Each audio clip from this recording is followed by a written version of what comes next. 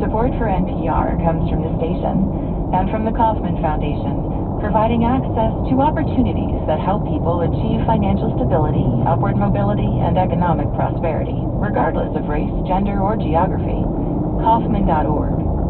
From the Walton Family Foundation, working to create access to opportunity for people and communities by tackling tough social and environmental problems. More information is at waltonfamilyfoundation.org. And from the listeners who support this NPR station. It's Morning Edition from NPR News. I'm Leila Fadel. And I'm Michelle Martin. Mexico is the CONCACAF Gold Cup men's champion. It defeated the U.S. 2-1 in Sunday's final. That was the last competitive game for the U.S. before the U.S., along with Mexico and Canada, co-host next year's FIFA World Cup. And it was an important preview of the World Cup for both the team and for the host. NPR sports correspondent Becky Sullivan is with us now to tell us more about it. Kind of a heartbreaker, Becky, kind of. Kind of. A little bit, yeah. I mean, you know what, Michelle? Sometimes in sports, one team is just better than the other. I think that's what happened last night with Mexico and the U.S.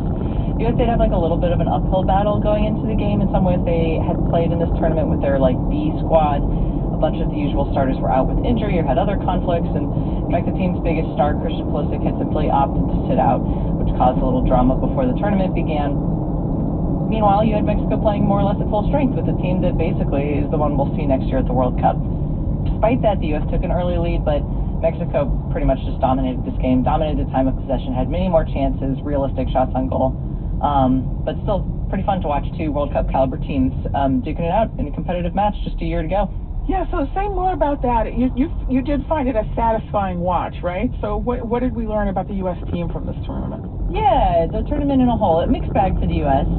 Definitely a huge improvement over where they were a month ago when they had just lost these 4 international friendly games in a row, the worst losing streak they've had in years. And so it was nice to see them bounce back in the Gold Cup, which is a tournament for teams for North and Central America, the national teams. But that competition is mostly pretty easy. Mexico is by far the best team they played in the tournament. They lost, and in fact, you know, they definitely looked worse. And the U.S. is gonna have to be able to win games like that to advance at the World Cup.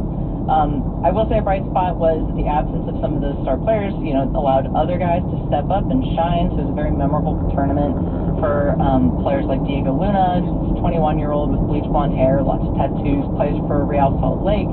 Also, Malik Tillman, who's a 23-year-old German-American dual national. I think many fans of the U.S. men's national team, despite the loss, you know, feel excited about guys like that.